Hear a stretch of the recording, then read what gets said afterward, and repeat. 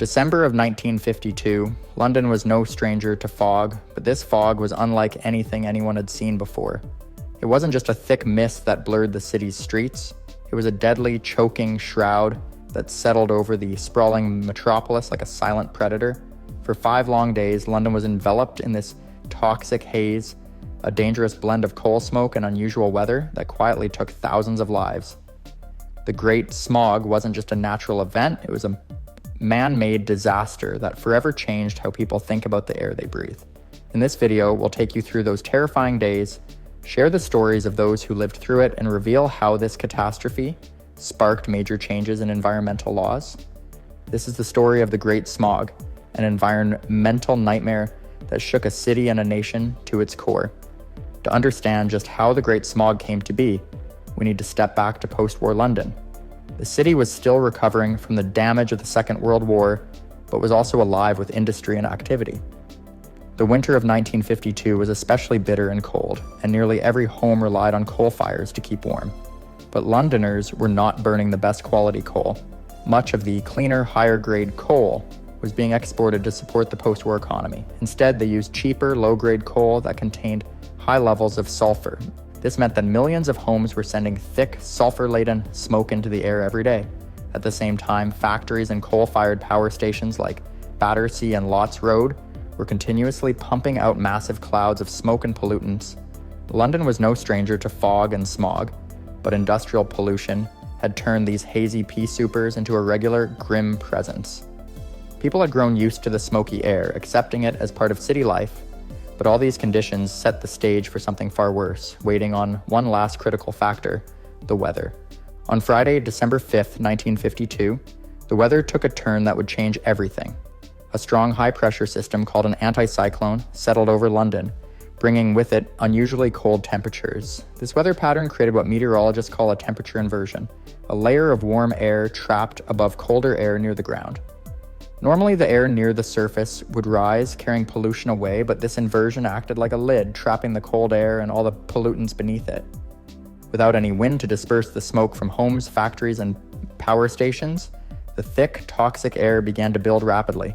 By nightfall, the fog transformed into a choking, yellow-black cloud, so dense that visibility dropped to just a few feet in some areas. People could barely see their own feet as they moved through the streets, and the air was heavy with a bitter smell of sulfur and coal smoke. This wasn't ordinary fog anymore, of course. It was a deadly, concentrated mixture of smoke, sulfur dioxide, and other harmful chemicals, marking the beginning of the Great Smog's suffocating grip on London. When Saturday, December 6, 1952 arrived, the sun struggled to break through the thick, toxic fog that still blanketed London.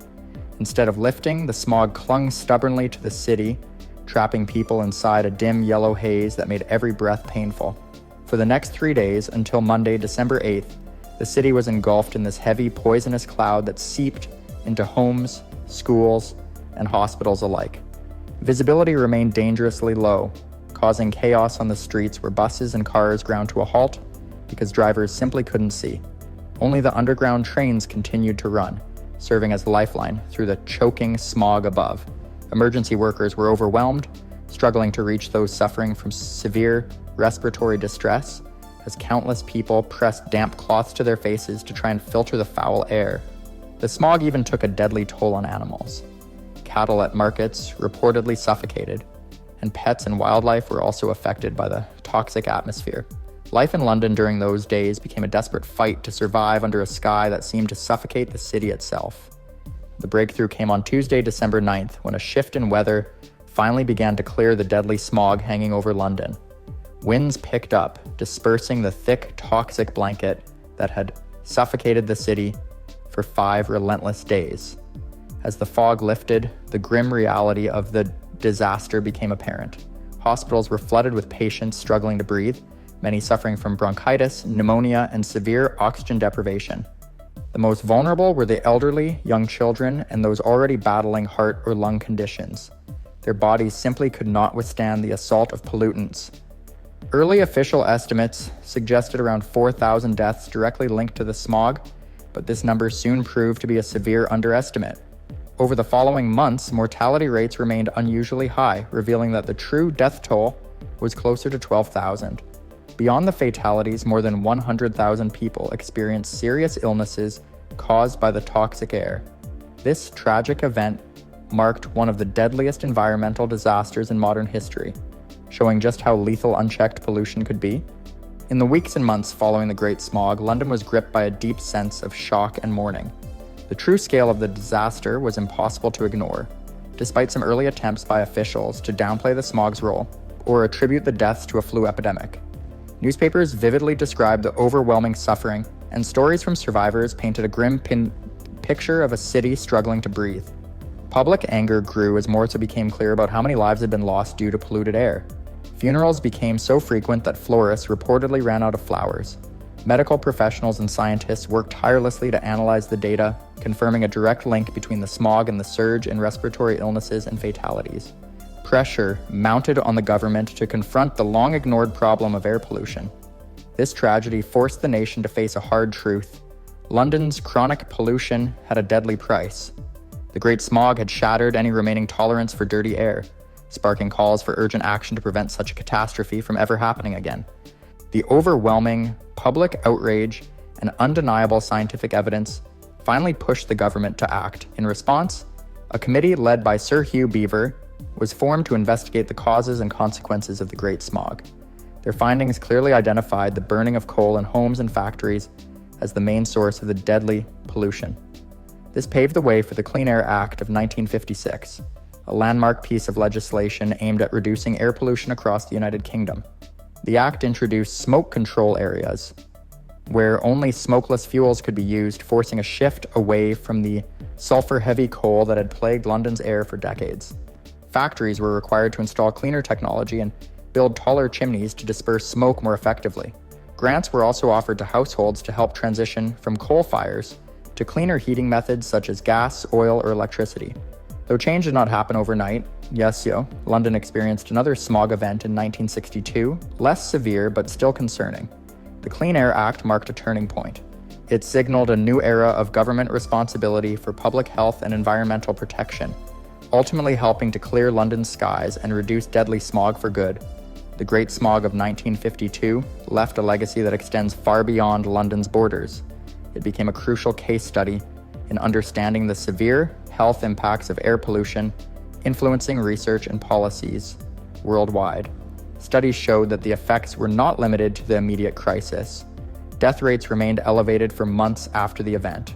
Furthermore, scientists now believe that those exposed to the smog as infants or even before birth faced long-term health risks, including higher chances of asthma and potential cognitive effects. The disaster fundamentally shifted public perception, transforming air pollution from an unfortunate but accepted byproduct of progress into a recognized public health emergency. The success of the Clean Air Act demonstrated that government intervention could improve air quality significantly. Today, London's air is much cleaner, thanks in part to ongoing efforts like the ultra-low emission zone, which targets modern pollution sources such as traffic emissions. Despite these advances, air pollution remains a critical global challenge, causing millions of premature deaths every year, especially in rapidly industrializing regions. The Great Smog stands as a powerful reminder of the deep connection between the environment and human health, and why vigilance and action remain essential to protect clean air for future generations. The Great Smog of 1952 was far more than just a severe weather event. It was a man-made disaster rooted in heavy reliance on coal and unfortunate atmospheric conditions. For 5 terrifying days, London was engulfed in a toxic fog that silently claimed thousands of lives, halted a city, and exposed the deadly consequences of polluted air. The immense toll of sickness and death served as a harsh awakening, sparking a demand for change.